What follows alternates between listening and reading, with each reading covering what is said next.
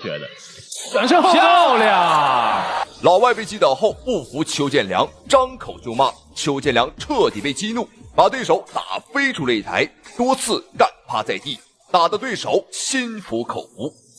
我的拳头专打中国人，只要邱建良敢站在我的面前，我就敢保证亲手打死他。我们有请本场比赛红方2014年 WRF 65公斤级洲际金腰带，14年、15年泰国 S1 世界级金腰带，16年 WRF 67公斤级世界功夫王者，2017年 GOH 羽量级初代世界级金腰带，目前世界排名第1，有请邱建良。好，观众朋友们，视频当中正在出场的选手便是中国坦克邱建良。那相信对于邱建良，观众朋友们肯定是不陌生了。他技术全面，拳腿快如闪电，而且拥有着极高的拳商啊，他可以说是我们中国拳击界学历最高的。当然，我认为这个拳商啊也是最高的。擂台上灵活多变，可以随时改变战术，让无数对手呢是摸不着头脑啊，根本是摸不透邱建良。而邱建良的拿手好戏，相信观众朋友们肯定不陌生了，那就是神龙摆尾。如今邱建良已经把这一招啊练到了炉火纯青，巅峰造极，让无数老外都拜倒在这一腿法之下。我们有请来自西班牙伊萨查蒂。好，这场比赛邱建良的对手也是来者不善，他是一位来自于西班牙的斗牛士伊萨查迪。好，这家伙身高180，臂展181啊，无论身高还是臂展都比邱建良足足高上了10公分呐。这场比赛可以说是邱建良啊有史以来打到过身形差距观众朋友们最大的一场比赛了。好，我们注意看双方的比赛已经开始，红方选手白色拳套邱建良，蓝方选手黑色拳套啊，西班牙斗牛士伊萨查迪。好漂亮，哇，这一下很漂亮啊！这就是邱建良拳商极高的一个表现。他观察到伊萨查迪的这个身高偏高啊，所以说重心肯定是不稳的。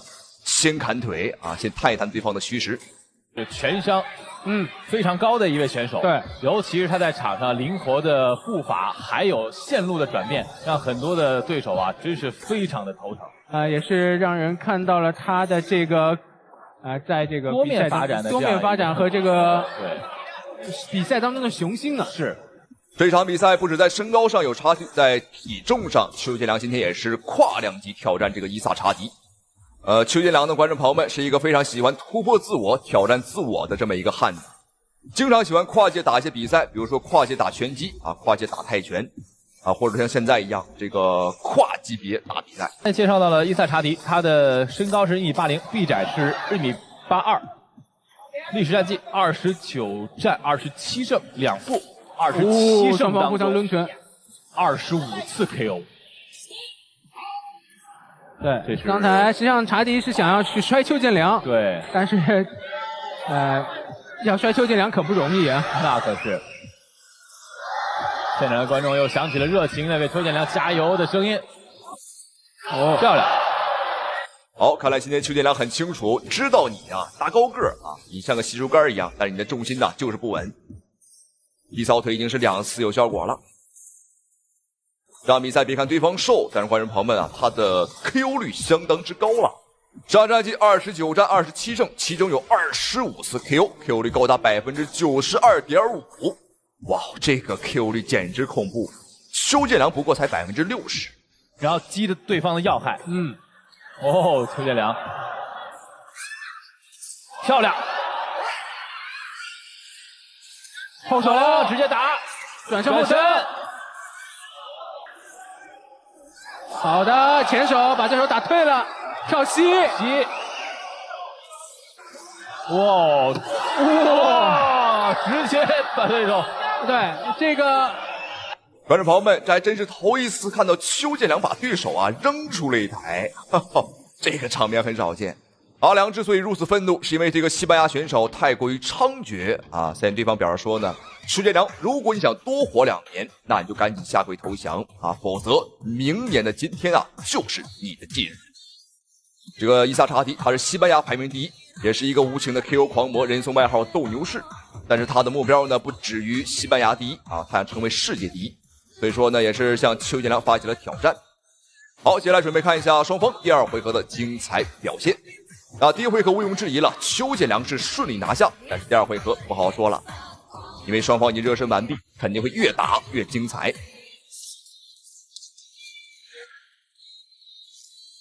而对于邱建良来说，其实这场比赛的备战呢，后手漂亮，转身后漂亮。哇，邱建良的这个转身的回旋踢啊，是非常的炫酷。对，这个比赛其实看起来是非常赏心悦目的。一个呢，我们看到了伊萨，他是一个进攻火力非常足的。对，我们可以用这边刚才袭击。邱建良这边主动选择缠斗，应该是被对手打得有些晕了。对。非常的危险啊，观众朋友们！邱建良刚刚开局被对手一个顶膝啊，现在顶的是有些头脑发晕了。多亏邱建良的抗击打能力还算到位，一定要小心，因为这个伊萨查迪呢，他是具备一击必杀的能力。参考他的92%的 Q 率啊，邱建良今天无论如何呀，千万要小心。建良在场上更像是一只迅猛龙后手摆拳，2种不同状态的打法，让我们来看一看。上面提醒不要缠抱，邱建良也要打得更警醒一些。对手刚才顶膝啊，威胁很大。漂亮，直接踢到了对手的支撑脚。因为邱建良一直是在换对手，从谢尔西到沙玉郎到最后的伊萨，所以说在这个时间当中，对于备战来说，制定战术是一个问题。但是对于邱建良来说，现在呢，在场上我们看到应对的方式还是非常的科学的。转身漂亮！观众朋友们，邱建良的神龙摆尾果然是名不虚传。但是刚刚这脚踢完之后啊，我们看伊萨现在是有些不服，他在向裁判表示抗议啊，他说他不是被踢倒的啊，他是不小心滑倒的。他现在就是煮熟的鸭子，这个伊萨就剩嘴还是硬的。双方的身高差距。邱建良在对手伊萨的怀里的时候呢，我们看小鸟依人啊。双方的换拳，邱建良这一波换拳，邱建良是稳赚不赔啊。转身，两个人打得太漂亮了。邱建良今天是遇到了一个火力很猛的选手，所以他也把自己的火力完全发挥出来。哇，连续倒地多次。都是被踢了这个支撑腿，而且这回合两个人都非常乐意于用这种转身的这种动作。从视觉画面上，还是现场观看上，都是非常有视觉冲击力的。裁判再次提醒伊萨不要缠抱。实际上，伊萨呢这个拳手也不想缠抱，他在以前的比赛啊，从来不缠抱别人，但今天没办法了，他打不过呀。面对邱建良这台坦克，他打不过。不搂抱没办法，不搂抱只能吃拳。好，第2回合比赛结束。那相较于第1回合来讲啊，第2回合打得太精彩了，双方真的是火力全开啊，从头打到尾。好，这场比赛经历了2回合的对决，接下来看一下双方第3回合的生死较量。好，第3回合。邱建良直接扫中断对手连续的左右摆拳。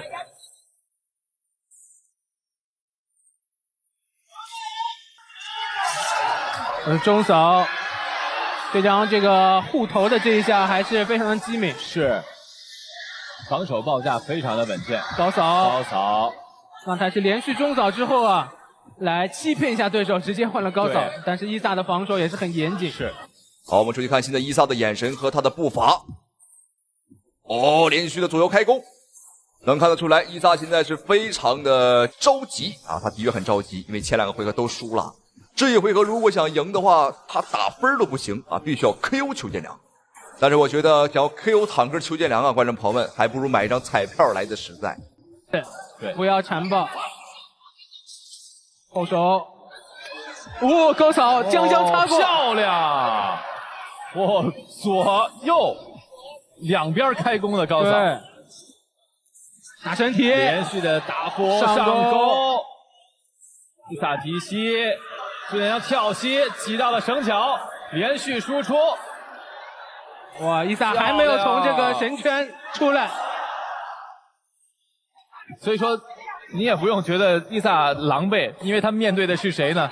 是世界第一邱建良。对，尽管邱建良不在自己熟悉的这个体重级别，但是依旧打得非常的有霸气。刚才上钩打中，伊萨眼神一度有所涣散。是。明明这一回合，观众朋友们想翻盘的是伊萨，结果反倒是邱建良啊，越战越勇，越打越猛。而且邱建良的体能啊是真好啊，观众朋友们，好漂亮，又是小腿。实际上邱建良，我觉得今天啊，第一草都踢少了，多踢一踢，这个伊萨可能在第2回合站不起来了。我们现在看这个伊萨的移动能力，走路有些发晃。哇，直接击倒了，直接击倒了，是一个前手的平勾。我们看脚下已经发软了，站立，好勉强站起来，继续。邱建良应该不会放过这个机会，把对手挤到了绳脚边。好的，还在往里猛攻，连续的前伊萨要反击，否则裁判会叫停比赛的。现场的观众朋友已经沸腾了。哇，伊萨这个顽强的支撑能力啊！之前我们说他是4人赛之王，这场比赛果然看出了他这个非常顽强的这种对抗的精神。再来踢支撑腿，后手，又一次被击倒。裁判觉得这是被推倒的，所以没有读秒。是，但是伊萨你看起来就是因为他的这个前腿啊，被连续的这个击打之后，显得非常的难以支撑。26。2号裁判员30比26，3号裁判员30比26，比赛结果红方胜。好，观众朋友们，没有悬念，让我们恭喜邱建良。那同时非常感谢屏幕前您的收看与支持。好了，观众朋友们，咱们下期视频不见不散。这一次的比赛真的是非常艰辛。我们出国比赛可能只能尽量来适应国外的规则，国外的 special 规则。以后出国比赛的这些师弟们，希望你们一定要好好保护好自己。邱建良冲过去了，压过来，漂亮！哎呀，这一下应该对了。好，邱建良不会放过这个机会，继续击倒，漂亮。有人说这场比赛邱建良遭遇了黑哨，也有人说邱建良遭到了威胁。比赛中打得老外呲牙咧嘴，多次击倒在地，不料比赛结果却令人大跌眼镜。现场裁判竟然给到平局。面对如此不公平的结果，邱建良被迫无奈，只能强行加赛一场。这场比赛之所以如此不公平，正是因为邱建良的对手来者不善。没有错，观众朋友们，他正是眼前的埃及王子艾哈迈德·伊斯梅尔。他的身份不简单，他是埃及的皇室王子，有身份有背景，重点是，观众朋友们，他很有钱呐。在赛后我们才得知啊，这个家伙在赛前是买通了现场的裁判啊，买通了所有的打分人员啊，今天就是要战胜邱建良，一战成名。好，注意看红色拳套黑色战袍，便是中国坦克邱建良。这场比赛邱建良来到了埃及客场作战啊，黑色拳套便是埃及的小王子艾哈迈德。这个家伙长得很老啊，他才21岁，哈哈。我说句实话，你说他这个51岁，我觉得都行啊。满脸的胡子看起来非常的老啊，再看邱建良就年轻不少了。好漂亮！哦呦，高扫上头。虽然说邱建良今天是客场作战，但是表现的依旧是非常的强势。但是呢，我觉得这个能给对方心理上造成一个巨大的特别大的影响，就是有一种冷不防被对方的这个突施冷箭给打了这么一下。没错。就是对对方心理建设是一个打击。再次找节奏，邱建良的洞察力和场上的全伤是很高的，对，非常聪明。我觉得这也是他一直以来赖以生存的一个最重要的杀手锏。是啊，其实从在这个级别，邱建良的身体素质包括身材都不是最出众。对。这场比赛的确，邱建良在身高、臂展和体重上都是非常的吃亏。好，注意看麦哈迈德还是很敢打。看来邱建良刚刚的神龙摆尾啊，并没有踢服对手。对方呢是不仅没踢服，哈哈，还模仿邱建良。对方面对邱建良啊没有任何畏惧，一方面可能是对方胆子比较大，而另一方面啊是他比较有底气啊，因为钱都花了，哈哈，上下打点啊也都打点完了。所以说，这个麦哈迈德现在是胸有成竹。所以说，你预看的是这个拳怕少壮嘛，那他的这个肌肉力量啊、反应速度啊，这个一定是在一个这个相对很好的一个状态。荣耀的这几位明星选手，邱建良更多的是用对方的心理去压制对方，对，魏睿更多的是用这个场上的这个腿法的控制范围，我们说的扇形进攻，对，铁运华更多的是用自己的实体身体去物理挤压对方，对，然后邓哲奇呢更多选择是直线的压制。好，第一回合比赛结束，邱建良的表现呢还是非常的不错。虽然说客场作战，但是表现呢依旧是非常的强势啊。只不过呢，对方在身高和臂展上以及体型上的优势啊太大了。包括我们看上半身啊，对方的这个肌肉也很扎实啊，爆发力极强。好，接下来看一下双方第二回合的精彩表现，精彩的对局。我们来看一下邱建良在战术上啊是否会做出调整啊？是硬碰硬呢，还是说啊打游走战术？刚才这个伊斯梅尔是选择了直接蹦起来啊，在空中出拳啊，这个非常规性的进攻方式。这也邱建良直接跳起来，但是对方是低了一下头，邱建良是扶住了绳圈，把对方压倒。但是其实这个真的就说实话，这个擂台啊，我觉得还是有待完善一些。这个外面留的这个空间确实有点太窄了，有一点危险。左右的移动，两个人的这个反应都非常快。本次来到埃及的选手的爆发力还是都非常不错。对，这个我们在进入营地以后，因为我们进入这个空军的住所以后呢，是不太能到处参观的，我们也并不知道这些选手的训练的过程。我们现在来看邱建良呢，在局面上的确是稍微啊有些打不开局面。我们看对方这个埃及选手把距离把控的也是相对较远，那这个距离是他能够打到邱建良，而邱建良很难碰到他，因为在臂展上还是这个埃及王子啊更有优势。哦，小心，孤头顶膝，这个应该是不允许的呀。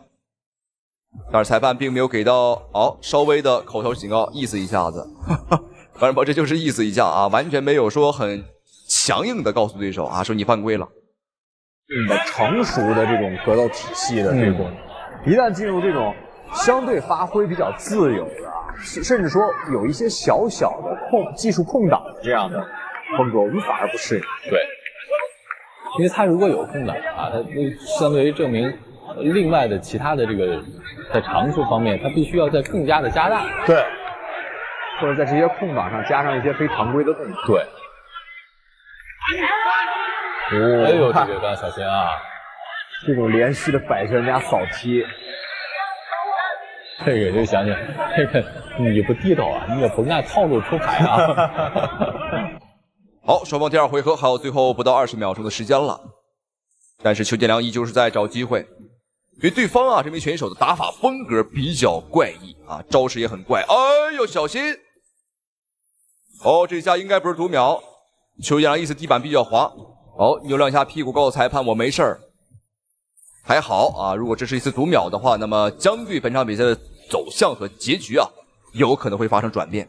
好，不要少说，看一下双方选手第3回合的精彩表现。对，拿下世界第1啊，这每把都是梭哈。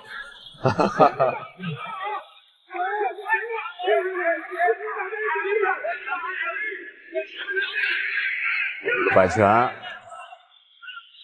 哇！腾空的转身后摆腿，这个真是幸亏是躲过去了啊！很多都得益于邱建良的这个辛苦的训练啊，他有些下意识的动作帮助自己保护了自己。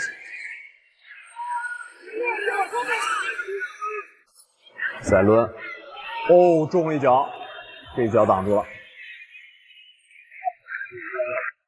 最后一个回合，我们看邱建良明显在进攻上加强了不少。那这和邱建良往日的战术呢是完全不一样的。往日邱建良的战术是一般啊是第2个回合开始发力，而今天啊留到了最后一个回合，漂亮！哈哈，这一下完全是对方啊，邱建良一个躲闪，让对方找不着主心骨了。麦哈迈德现在对方的这个进攻啊看起来已经没有力气了。站不稳了，漂亮！这一下。哎，这一下怎么还没有给到读秒？前面的2回合，这个麦哈迈德多次的推法进攻啊，各种招式，还有大摆拳啊，导致他现在的体能消耗啊非常大。所以现在看这个麦哈迈德没劲儿了，整个人呢软绵绵，你看，哎呦，哎呦，太软了，观众朋友们，像根面条一样。反应，但这是很危险啊！邱建良的终结能力也是非常不错的。虽然他并不是以重击著称的选手。对。而且最后这一回合，这打的确实是有点乱啊！你说前裁判直接读秒了。哦，这下是给读秒了。前2个回合其实伊斯梅尔，尤其第1回合，我觉得打的还是非常不错，还是不错的啊。邱建良再次冲过来，拉出来2次、3次上勾顶膝。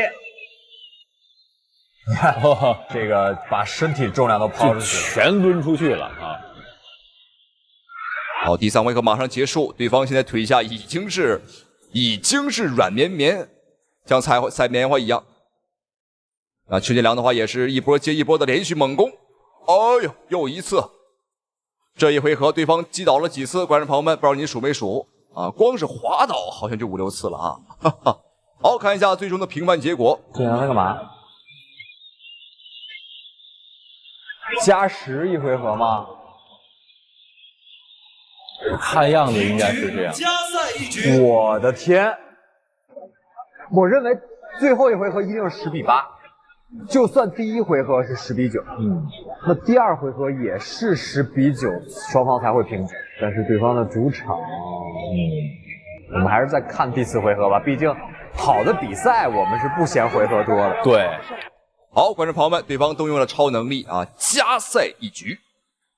正常道理来讲啊，对方的这个分儿肯定是没有邱建良高的，但是裁判说了啊，说他击倒了邱建良1次，这1次顶10次啊，哈哈，所以说强行给了对手一个机会。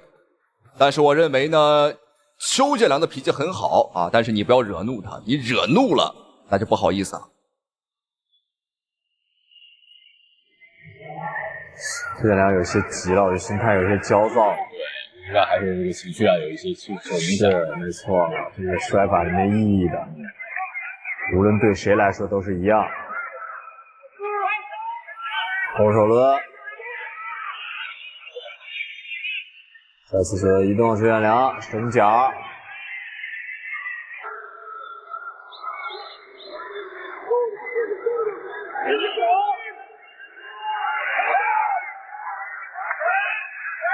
哎呦呵！对方做了一个下箍颈的这样一个动作，而且持续了比较长的一段时间。啊，裁判警告了。对，这也能看出来，伊斯梅尔确实也没有太好的这个办法了。邱建良的那次打后脑也没有必要。后手拳，后手摆拳，再抡，这有点像这个复制对手啊，这个以彼之道还彼之身。对，后手2次，转身后摆没打到。这个伊德梅尔在第3回合就不停的使用这样的动作。对，这是已经开始跑着打了，伊斯梅尔。感觉他可能没有做好这个4回合的准备。对，你看这几下都是又再次倒地，裁判直接读秒了。认为太消极了吗？我刚才并没有看到进攻。我是认为他这个整个把身体抡出去之后，然后顺势倒地啊，可能有借这个机会喘息的这个是一个非常明显的喘息的缓解的这个小伎俩吧。邱建良冲过去了，压过来，挑衅！哎呀，这一下应该读秒。前几个回合可能在分数上和场面上有所质疑，但这一回合，观众朋友们，哈哈，对方想作弊不可能了，因为这个麦哈迈德被邱建良反复击倒啊，反复，哎呦，对方哈哈是自己把自己玩倒了啊。好，裁判又给到一次读秒，因为对方呢，这明显是故意的，你看躺在地上休息一会儿。哦，看情况给裁判的钱可能不是很多啊，哈哈，没有给到位。哎呦，这真是强弩之末了，很典型的这个动作啊。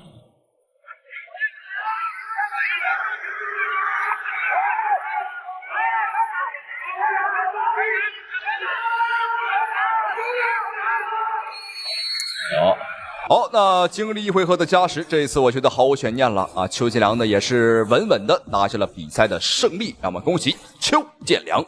虽然说受了委屈，但是最终呢是打回来了，让我们再次恭喜邱建良。同时也非常感谢屏幕前您的收看与支持，咱们下期视频再见。上钩，哇，漂亮！放了，5秒了，小跟非常的漂亮。再看一下转身，太阳穴啊！他是中国数一数二的搏击高手，他就是邱建良。邱建良将自由搏击和传统武术相结合，形成了独特的实战打法。而且邱建良凭借强硬的拳腿功夫，击败了无数外国高手。招牌动作神龙摆尾更是用的出神入化，让很多对手痛苦不堪。在自由搏击领域登顶世界第一之后，邱建良为了让自己变得更加全面，变得更强，开始尝试跨界打拳击。然而跨界的第一场比赛竟然就挑了一个硬骨头，他就是泰国拳王纳荣邦辰。他应该不会放过这个机会，继续击倒。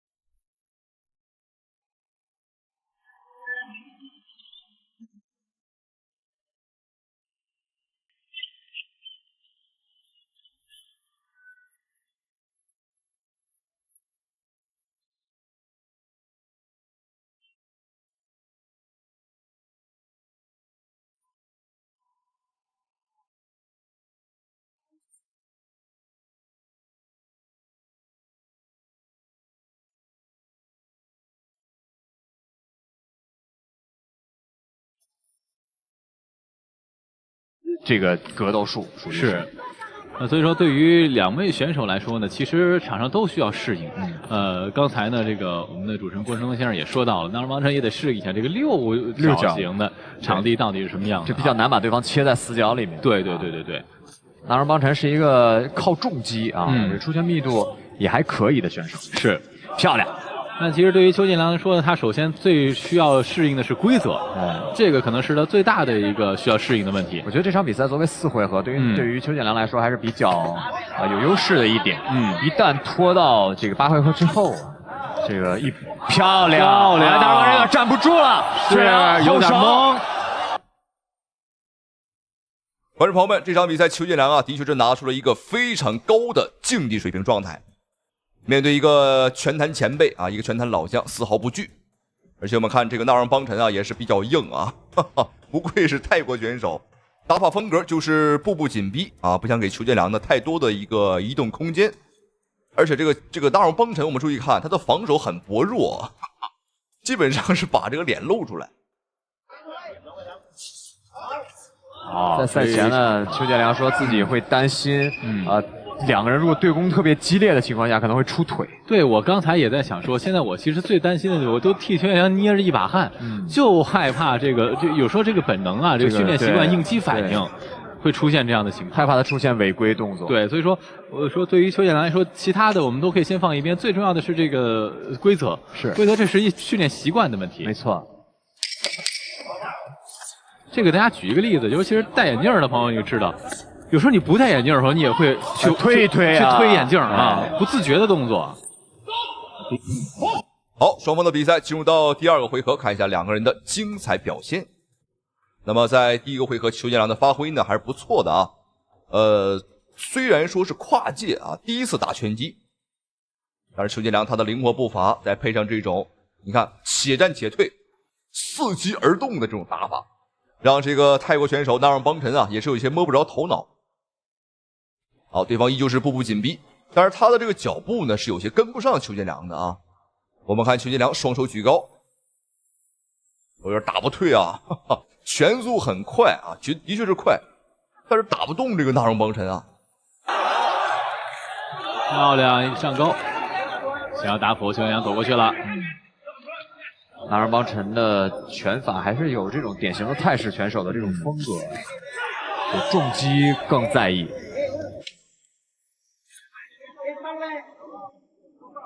而且其实对于这场比赛来说呢，邱建良在赛前也是做了很多的大量的工作。对，尤其是其实刚才我们就是一直在提到的，就是关于他的这个习惯的这个训练。在平时训练当中呢，已经就坚决不用退。哎，我们看邱建良面对纳让邦辰啊，持续的一个压制啊，依旧是稳度十足，完全你在邱建良的身上啊看不到任何一丝一毫的这个慌张。而且我们注意看邱建良的反击速度也很快啊！你看，哦呦，这个反击速度太快了，哦，打退了。我们看纳让邦辰有些晃。这场比赛邱建良追求的就是速度，追求的就是点数。因为是第一次打拳击，所以说呢，这个想要 KO 对手啊，这个几乎不太可能了。点数判定的战术完全没问题。相对于纳让邦辰的沉稳，邱建良的这个突发的能力非常的好。这个还是要有赖于邱建良扎实的这个功底。哎，看他的角度的选择，他的灵活的躲闪，快速的变现，以及敏捷的步伐，确实是非常优秀。是。但是纳让邦辰这个老将还是很不错，虽然有2次被打的有一些摇晃，但是很快就找到了状态，并且把状态前压。是，虽然说这个好汉不提当年勇，但是纳让邦辰在巅峰时期，在整个亚洲啊都是这个睥睨群雄的。好，上勾给打断了一拳，是。好，那双方的比赛进入到第3个回合了啊！今天的比赛总共是4个回合，作为4回合的比赛呢，一般来讲啊，第3回合是最重要、最发力的一个点。那赛前呢，有很多人说啊，这个邱建良可能啊连1回合都挺不过去，哈哈。这导致邱建良是很愤怒的。那今天也是憋着一股火和对方啊打到第3回合了。在场上我们看纳让邦辰确实整个的状态也是相对来说比较松弛，是很可怕。对这个呢，还是一个老将啊，他所抽前冲了啊，是，就是因为丰富的比赛经验啊，这个来决定的场上的这种心态和状态。打的多了，这种你要让他抓到一个机会啊，他非常晃了，5秒了，哎呦，观众朋友们，什么情况？我们看纳让邦辰竟然被邱建良打到读秒了，哇，这一幕真是有些不太敢相信啊！打活上勾，哇，漂亮！又一次读秒，因为是职业拳击规则的话是没有这个累计回合几次的，是一直到拳手或者裁判认为无法比赛，是还要打。好，邱建良应该不会放过这个机会，继续击倒，漂亮！3回合，哇！观众朋友们，这场比赛真的是没有想到，邱建良的首场跨界拳击比赛啊，会打得这么顺利，会打得这么的勇猛。3回合啊 ，KO 了对手，还不是点数判定啊 ，KO 了对方。而且我们打的可不是一般人啊，这可是一块泰国的顶级拳王了啊！咱们恭喜邱建良，咱们下期视频再见。他是连邱。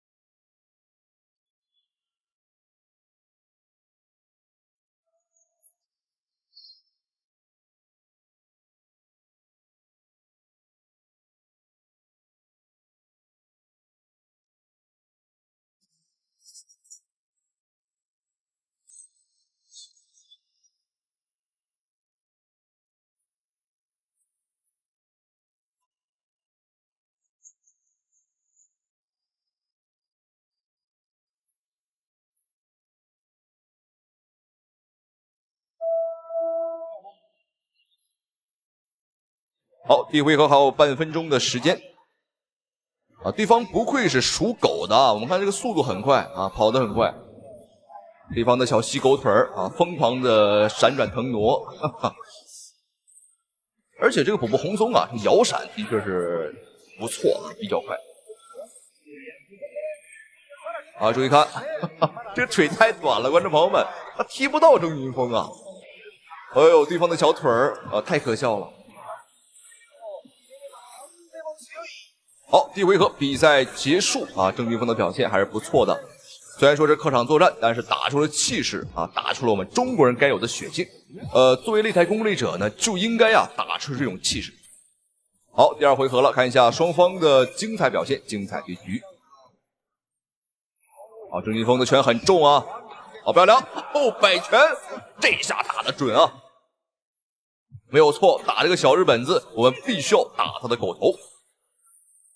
虽然说对方呢是弹跳起身没有给到读秒，但是没关系啊。郑云峰的这一次击倒呢，也是大大的挫了对方的锐气啊，摧毁对方的这个自尊心。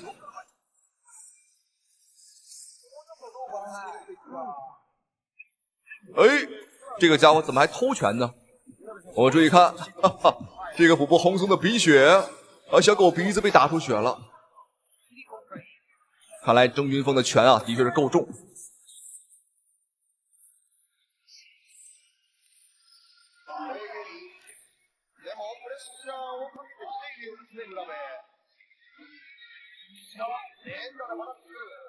好漂亮，大脚踹脸，后直前摆，哎呦，哎，这郑云峰怎么不打了呢？刚刚是有多次有效命中，但是呢，郑云峰是没有选择继续追击啊。可能是郑云峰啊，这个角度没有嗅啊，没有观察到对方是有些晕了啊。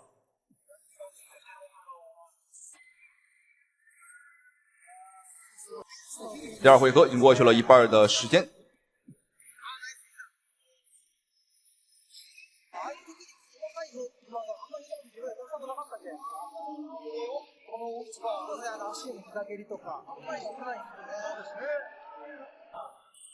哦，对方明显是招架不住这个郑云峰冲过来。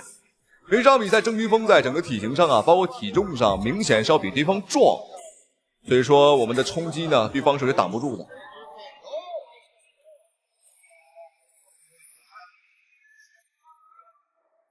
哎，打晃了，连续的大摆拳。郑云峰，哎，这怎么又不打了呢？我推开之后赶紧打。哎呦，这就是作战经验上的问题了啊！对方稍微搂抱之后呢，这郑云峰啊不会打了，赶紧就推开啊！推开之后继续打就行了。好，最后的30秒钟。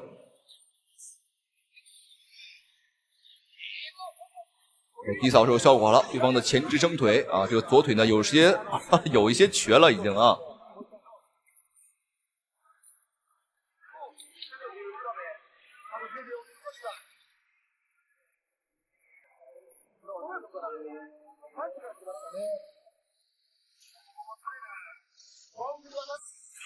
好，接下来看一下双方第3回合的精彩表现，精彩的对局。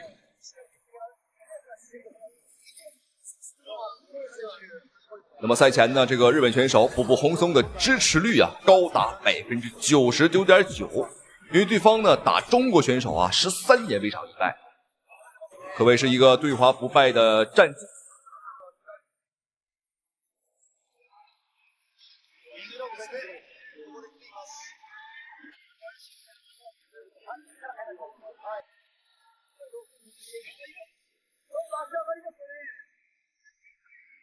我们注意看最后一个回合了，那这个普布红松呢，他的攻势上是有前压的一个态势。郑云峰的话更多是尝试打退对手。看情况，郑云峰的体能流失啊是比较严重的啊，因为在前2个回合，尤其是第一回合打的是比较猛。这个郑云峰啊，要身材有身材，要重击有重击，伪中不足的一点呢，观众朋友们就是打的不是很准。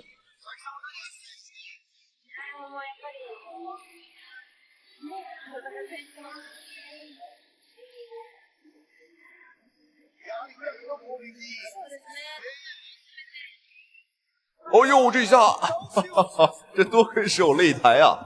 哎呦，没有擂台的话，感觉对方可能就直接推下去了。这个擂台可是高达这个2米将近啊，推下去的话可能要摔断对方的狗脖子。很可惜啊，没有看到这一幕。好漂亮，又是一个左摆。郑云峰的这个拳是真重啊！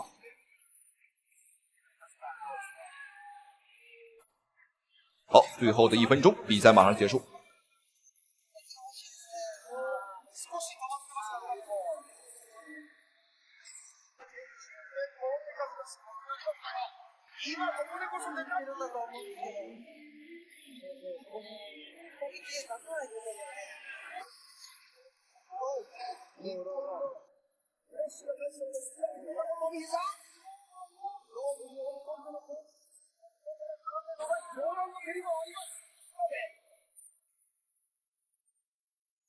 好，最后的30秒。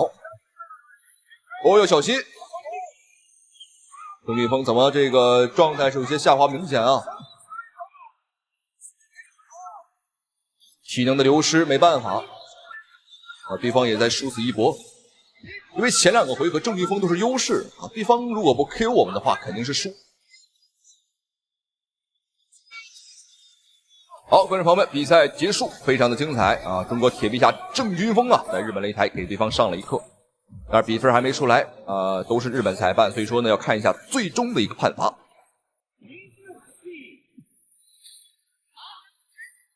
好，让我们恭喜郑云峰拿下胜利，非常的精彩。同时，非常感谢屏幕前您的收看与支持，咱们下期视频再见。邱建良竟被日本当成无名小卒，连续30记神龙摆尾，干翻日本高手。好的，亲爱的观众朋友们，您现在收看的是一场十分精彩的中日对局，我们的邱建良大战日本选手小宫游纪博。那么，让我们闲言少叙，第1回合比赛马上开始。好的，我们可以看到身穿黑色短裤的就是我们的中国选手邱建良，而身穿绿色短裤的则是日本选手小宫游纪博。那么我们的邱建良依旧保持着自己的一贯风格，不着急进攻，而是在找机会，打得很稳。哎呦，非常好的机会，我们可以看到我们的邱建良这个抓时机抓得非常的好啊，一记高扫。这个小宫游纪博呢，目前是37岁，年龄很大。据说是日本某公司的社长啊，很有钱。这场比赛说来也有意思，他是花钱请赛方想雇一个人跟他打啊，随便什么选手。结果这个日方呢，把我们的邱建良当成一个无名小卒了，就给他安排过来了。这个小宫游纪博这个钱也是花的挺瞎的。なんでどう攻略するのか、強いて言うなら接近戦があんまり強くないと思うんで。小宮選手がそういうね細かいテクニックでこのパワーとかフィジカルとうまさを消すようなとこまで持っていければなっていうところ。这个还想虚晃我们的邱建良，不得不说啊，这个小宫游纪博的反应确实是慢半拍啊，也确实是一个2流选手。根据赛前这个数据呢，他这个战绩也确实不太出彩，25战10胜15负。不过这个外号倒是起得很硬啊，据说他在日本的外号叫天斗啊，与天搏斗，这也是有一些搞笑了。接近戦すごい上手なんですよ、内訳も。なのでそこで行くべきかなと僕も思ってるんですけど、ただこのフィッシュボールちょっと怖い。なかなか入っていけませんね。今のもこうボディと顔面両方に蹴ってるんですよね。我们的邱建良状态很不错啊，表现得也很轻松。打这种比赛对于他来说确实是太容易了。不过这个小宫基博也不是很笨啊，知道我们邱建良这个腿法挺厉害的，尽可能保持一个安全距离。すごい経験も豊富なので、そういったところをきちんと対処できるんじゃないかなとは。足ボディかなと思います。はい。小比巻さん、小宮はその一発でというタイプでは確かにありませんよね。このロイですね。コツコツやってっていいですよ。まあでもここまではそんなにこう中陣内のこうパワーとか攻撃力を受けずにうまく距離取りながら戦えてるんじゃないですかね。左を当てましたが。哎呦，神龙摆尾，这一脚直接给这个小宫游纪博踢翻了。我看一下小宫游纪博这个状态好像也不是很好，反正没休克过去，但是也有一些飘了。这个第一回合比赛正式结束，让我们来看一下第二回合双方选手的精彩表现。这个实话实说啊，我们的建良在第一回合表现的，没有其他比赛那么认真。哎，确实啊，这个小宫游纪博实在是水平太差啊，不值得。我们看，又是一个失误，自己直接跪在地上了。でもし当たらないと思ったら軽くジャブ振ってからローですね。もうとりあえずどう当てることです。これも低い駒のように回る。さらに左フック。これは頭へ。距離取るとこれ来るんで。佐伯さん、ちょっとこれ刀振り回してるかのようですね。本当にさっきのダウンを見ても本当に衝撃だったので、気をつけたいですよね、あれ。哎呦，还可以。我们可以看到这个小宫游纪博，抓腿还是不错的啊。但是我们的邱建良防守防得很好，没有给小宫游纪博太多机会。これ違った武器いろいろ出してきますね。はいはい。多分ダメージあると思いますよ、今の。昔ハッサン・カスリオイっていうトルコの選手、はい、強かったんですけど、あんな感じですよね。そうですね。回転技、数多く出していましたね。うわ、飛び膝も。いや、小宮幸宏、難攻不落、そんな存在なんですが、これ苦しくて組みつきになりましたが、どうでしょうね。すぐ前に出てくるボディ打ち、エンナンです。ミドルにはミドルで。今のミドルも実に重いです。这个众所周知啊，我们的邱建良综合实力很强。那么小宫游纪博唯一的机会，哎呦，我们可以看到又是一记神龙摆尾啊！看来我们的邱建良也是想尽快结束这个比赛啊。不过小宫游纪博别的不说，这个抗击打能力还是很不错的。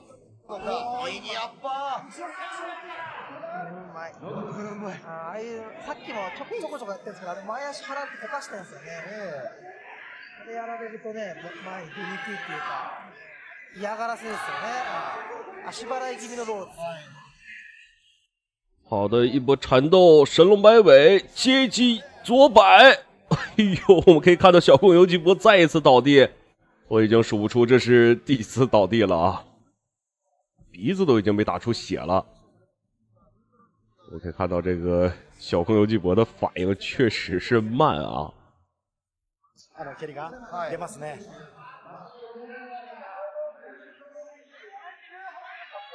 回転系の技出さなそうなスタイルなのに出してうまいっていうのが怖いっていうところですよ。またさらにこれ相手によっていろいろスタイル変えられるそうですね。で一発一発も重いですからね。このローを探ってるじゃないですか。これ対角線でね、また後ろ回し蹴り蹴ろうとしてるんですよね。うわもう狙ってるんですね、ここで。かと思えばストレートに強振のフック。肘を立ててガードする小宮。小宮もパンチからローキック。回転の体勢も見せるだけ。バックスピン今出した。哎呦，神龙摆尾，神龙摆尾，又接一记神龙摆尾。哎呦，应该是第4次了。小宫游纪博第4次被我们的邱建良击倒。啊，这场战局可以说对于我们的邱建良来说索然无味啊，对手太弱了。最後も左に軸が放って第2ラウンドを終えています。さあ最終ラウンドです。日本 VS 中。好的，第2回合比赛结束，让我们来看一下第3回合，我们的邱建良能不能 KO 对手？这时间腾的也是够久了啊。我们邱建良可能也是，毕竟是被请来的嘛，也要给小刚游纪博一点面子，不能让他输得太惨。先手は打たせまいと手数足数多い中心リア。これはレフェリーが一旦分けました。中村さん、これクリンチになってしまったということですね。口頭注意、小宮に1つ与えられています。中村さん、この第3ラウンドどうご覧になってますか？そうですね、小宮選手がね、どう戦うのかっていうと、左、はい。だと思うんですけど、ただね、パンチの勝負になっても中堅弾強いんで、チャンスがあるとすれば、ああいう。我们的建良还是要注意一下这个体能消耗问题，不能因为对手太弱就肆意的挥霍自己的体能，这很容易出现一些问题。テクニックだったり細かいああいう技術は小宮選手の方が勝るかなと思ったんですけど、今この3ラウンドだけ見てるとチュージェンリアンの方が、スペース作ってパンチを打つ技術は上ですね。これ警告が与えられてしまいましたね、小宮に。右のアッパーですね。徐々に行く先を狭められているかのようです、小宮幸宏。ちょっと今回の小宮選手の作戦が見えないですね。これいつもそういうことはあまりありませんよね。そうですね。こういう歩幅が広い選手っていうのはローが絶対に当たりやすいし、見た感じローが絶対嫌がる。でもなかなかそれができません、小宮です。前蹴りにも上体思いっきりかぶせるようにチュージェンリアン。いや、まだ佐伯さん、何かこれ持ってそうですよね、持っていそうですよね、チュージェンリアン。何が出るか分かんないっていうところも怖いですよね。小宮選手がこんなにブレブレになるっていうのは相当チュー選手が。可以看到我们的建良还是专攻对手的头部啊，这个也看出来了，小朋友纪博这个头部是一个弱势区。削り勝つスタイルですからね。それが左も速い。削るまでいかないですね。その最初の一歩、なかなか小宮踏み出すことができないままに残り40秒です。さあ、今度はホールディング口頭注意。我们的邱建良已经完全放松下来，他有一些打乐了。对手太拘谨了，紧张的不行。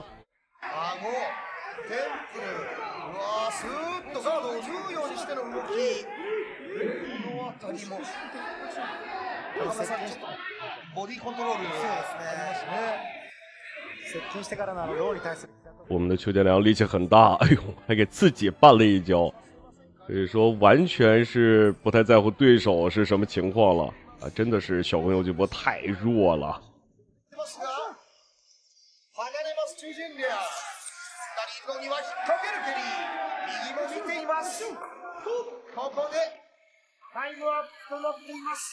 哎呦，十分可惜啊！我们的邱建良到底是没有在第3回合 KO 这个小朋友纪博。看一下裁判的最终判定结果。其实观众朋友们也能想到啊，我们的邱建良虽然没有 KO 对手，但是有效打击点数明显是比这个小朋友纪博多，所以我相信最后的胜者一定是我们的邱建良。好的，亲爱的观众朋友们，感谢您的收看与支持，让我们下期节目不见不散。